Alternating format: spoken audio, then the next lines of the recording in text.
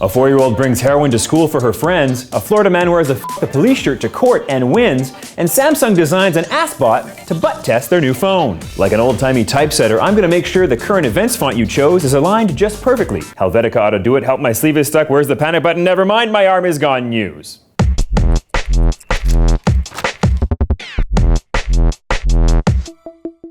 First up, a 4-year-old Delaware girl brought 249 bags of heroin to her daycare center to share with her classmates. Because she's a giver. Yes, indeed, the little girl was given a backpack by her mother, Ashley Tull, after her own backpack was destroyed by the family pet. When asked to comment, the family pet, a pit bull named Icepick, said he mistook the Powerpuff pack for a no-good junkie named Momo, who hangs out under the rock bridge with a transgender hooker named Pookie.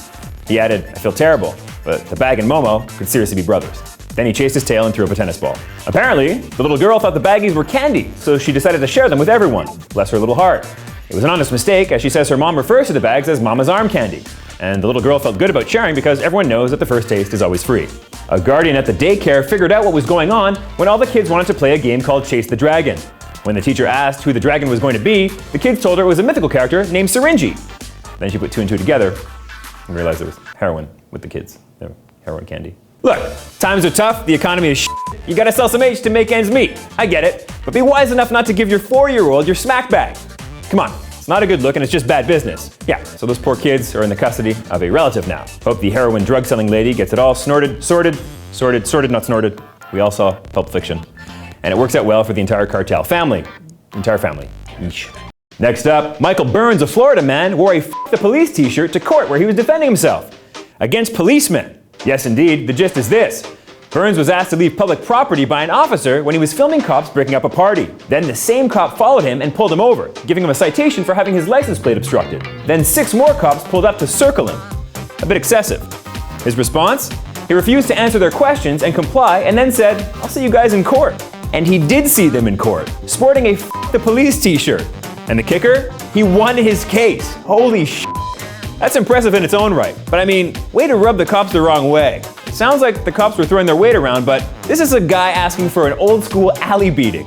Better drive the speed limit, my friend, because you're gonna get stopped for routine checks all the time now. The cops admittedly were distracted that week because they'd been trying to bust a drug cartel, but had been unable to pin it on the right person. Then they said, no, actually, we just figured it out. Yeah, no, now we know who it is. We know who it is now.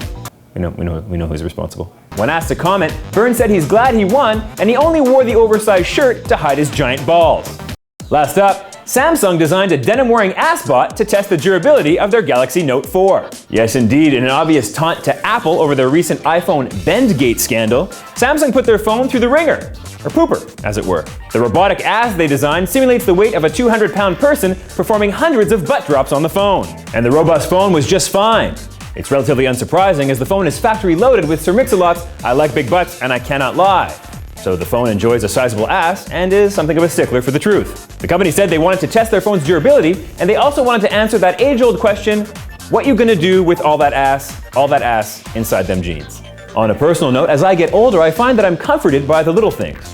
For example, when the robopocalypse gets here, and it will, my only hope is that I go quietly in my sleep, being asked to death by a slow-twerking Kardashian gene bot. Simple. Peaceful.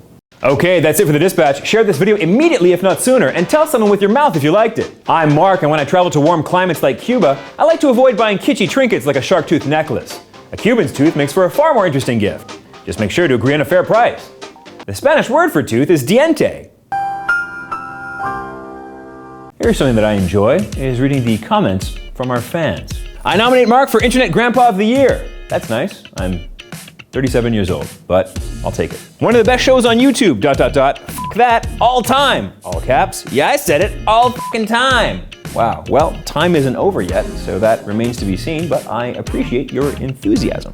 We like that. You, sir, are excellent. Like a fine young shoe shiner, I will buff your ego to a nice lustrous shimmer. Comment suppository that looks kind of weird but ends up making you feel tingling inside news. Yes. Bravo, sir. That's Eddie K. Doff with the cap to you, sir. Well, that's it for the Dispatcho Soup, guys. Thanks for watching, and adios. Dinner's ready. Here comes Mama's arm candy, magic powder, sweet good. Here comes supper. There it is. There's Din Din.